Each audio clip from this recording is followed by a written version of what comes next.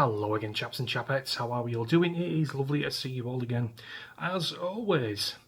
I do hope you're all enjoying your weekend thus far in this glorious sunshine. It's supposed to be reaching 90 degrees Fahrenheit where I live tomorrow, which is going to be a proper scorcher. I know enjoying the sunshine in this country, in its current state anyways, like sunbathing next to a sewage farm, but we have to make the best of what we've got at the end of the day, don't we? So tonight, guys, I have a real corker for you. What we have, in a nutshell, is a Qatari camel herder. I want you to bear that in mind. A Qatari camel herder has managed to find his way here, miraculously of course, and got himself into a private clinic in London for some emergency cardiovascular surgeries, probably life-saving cardiovascular surgery. And while he was in this clinic, he proceeded to R-word a young woman in the toilets. Just keep coming and coming and coming, don't they? A 27-year-old Qatari camel herder has been found guilty on 2 attempt R-word charges, with his victim being left frozen with fear during the attacks. Nassar something was convicted at Southwark Crown Court following an assault that took place at a private medical facility connected to the Royal Brompton Hospital in southwest London. The defendant, who had travelled to Britain for specialist heart treatment, attacked a woman by forcing her into a toilet cubicle at the medical centre. Al something joined a long list of foreign offenders in UK prisons, now representing nearly 1 in 8, 12% prisoners in overcrowded jails. The Qatari national comes from a conservative Badouni tribe in Qatar's desert regions, where he worked herding camels with minimum exposure to urban or contemporary life. That is no fucking excuse. The court heard he had never left Qatar before arriving in the UK in 2023 for treatment of a rare cardiac condition. Tough shit, they are the cards that life has dealt you. Something you have to live and deal with, like everybody else in this fucking world. His barrister described him as having had little interaction with the outside world prior to his journey to London. Speaking through an Arabic interpreter, funded by us of course, during proceedings, Al something appeared in court wearing standard grey prison clothing.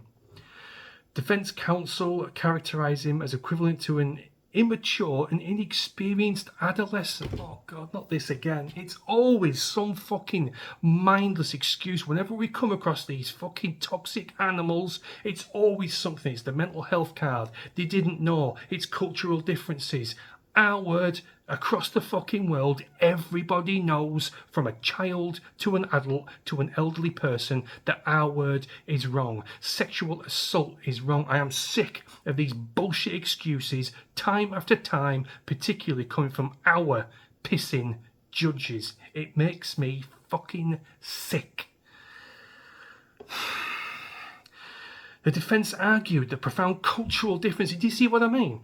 Profound cultural differences means that Al something did not understand how to interact with women and completely failed to understand his victim's true feelings. Horseshit, I'm not going to read any more of this. It is a relatively short article, but I just can't be arsed with it. I can feel my blood pressure rising here as we speak. Now, first and foremost, guys, I've got to pick up on this. A Qatari camel herder, right? That's the Qatari equivalent of someone standing on a street corner selling the big fucking issue.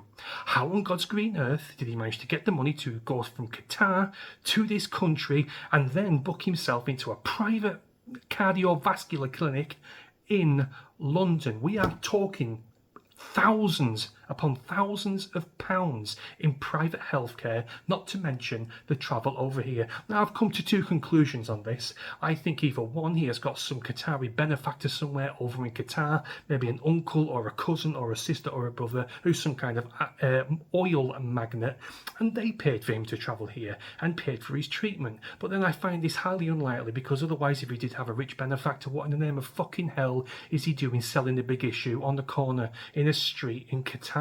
Number 2, which is the most obvious conclusion, we have paid for it.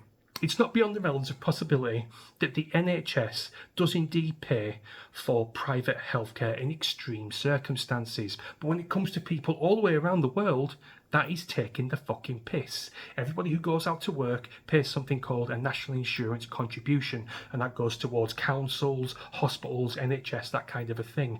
We pay for it for our health. It is our health system, the National Health Service. It is not the fucking International Health Service.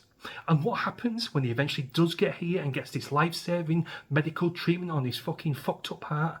He grabs a young woman and drags her into the toilet and R-words her. I am sick to the back fucking teeth of people coming to this country, crawling into this country, taking advantage of our good fucking nature and just kicking it back in our faces as if we deserve to be punched in the bollocks on a timely fucking basis. It's like giving the starving man a nice curry and rice and a naan bread, something like that. Someone who's starving to death. He looks at you and he punches you in the face for doing it. That's exactly how it feels.